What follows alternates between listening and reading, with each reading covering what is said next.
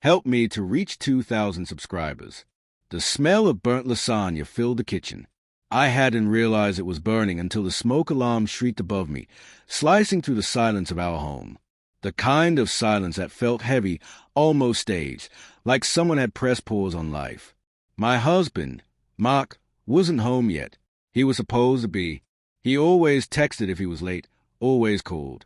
Tonight, nothing. My mind, already fragile from weeks of small oddities, late nights, muted phone calls, long showers with the door locked, started to wander into places I didn't want it to go. I turned off the oven and opened the window, the cold night air rushing in, carrying a whisper of rain and something else. Doubt. I tried to shake it off, telling myself he was just busy at work, that he'd walk in any minute, apologizing for missing dinner again, flashing that tired smile that used to melt me. But instead, my phone buzzed. It was from Lena, my best friend. Hey, I didn't know Mark was coming tonight, too. You guys finally making up? My fingers froze above the screen. Coming where? Sorry, I typed. Where are you? The typing bubble appeared, then disappeared, then nothing. That sinking feeling clawed up my chest, the kind that makes you feel like you already know the truth, but your heart refuses to accept it. Without thinking, I grabbed my coat, keys, and ran to the car. Rain began to fall, thin at first, then heavier, blurring the streetlights into streaks of gold and white. My hands trembled on the steering wheel as I followed the GPS pin to a small house on the edge of town. Lena's house. My best friend. My maid of honor. The drive felt endless. Every turn brought back flashes. Lena laughing at our wedding. Mark carrying her drunk out of a party. The way she once said, "If I ever find someone like Mark, I'll never let him go." When I pulled up, her living room lights were on. Curtains drawn, but not fully. I sat there, engine idling, rain drumming on the roof. I could see shadows moving inside, 2 figures. Close. Too close. I got out of the car before I could stop myself. My heart was pounding so hard I could hear it over the rain. Each step toward her house felt like walking into fire. I peered through the small gap between the curtains. And there they were. Mark. Lena. Kissing. His hand was tangled in her hair, her fingers tracing his face like she'd done it 1,000 times. I stumbled back, nearly slipping on the wet porch. The air punched out of my lungs.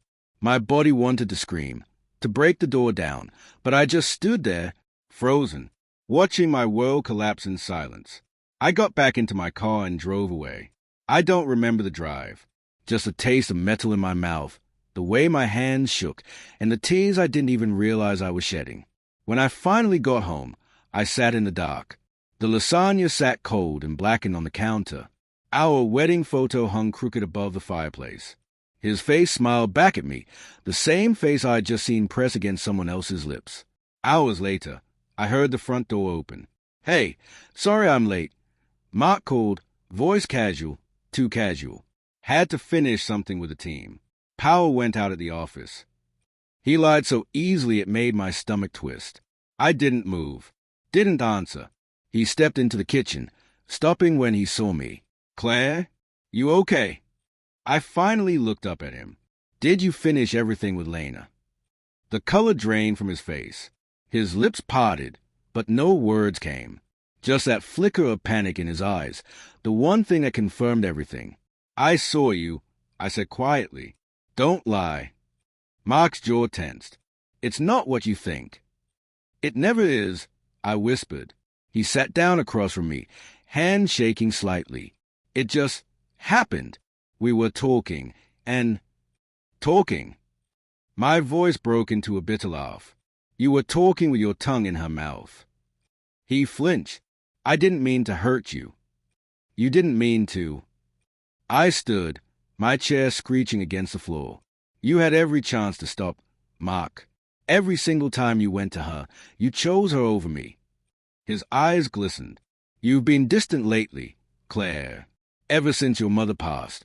It's like you've been somewhere else. I didn't know how to reach you anymore." "So you reached for her instead?" The room felt suffocating. The rain outside had stopped, leaving a silence that pressed on my chest like a weight. "I made a mistake," he said softly. But I still love you. I stared at him, the words ringing hollow. Love? Love doesn't hide. Love doesn't sneak around and lie to your face. I walked past him and grabbed the ring from my finger. It felt heavier than it ever had before. You destroyed everything we built, I said, placing it on the table. Claire, please. I can't forgive this, I said, my voice trembling. Not this time. He followed me to the door, voice cracking. You don't mean that. I turned to him one last time. You taught me something tonight. Sometimes the person you die for is the same person who's slowly killing you. I closed the door behind me and stepped into the night. The air was cold and clean. For the first time in months, I could breathe. But as I walked away, something inside me cracked. Because love doesn't disappear, it just becomes something else. Pain, anger, regret. 2 weeks later, Lena called me. She was crying. Mark's gone, she said through sobs. He quit his job, blocked me. I think he went to his brother's place out of town.